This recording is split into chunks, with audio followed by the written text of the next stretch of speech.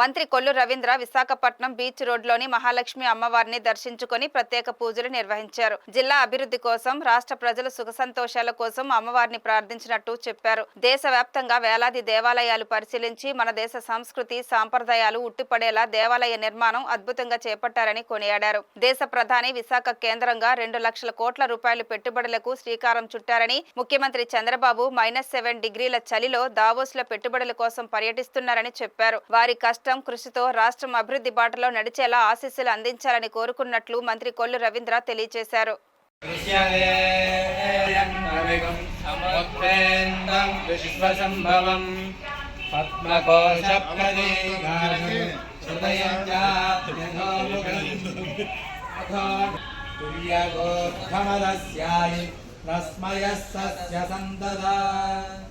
संदापयद् स्वन्देहमापादतलमस्ततः निवारशोकवत्तन् सत्यं परं ब्रह्म महालक्ष्मीनाम्याः वेङ्कटमेघनाथनामधेयस्य रङ्गनाथनामधेयस्य अन्नपूर्णम्मनाम्याः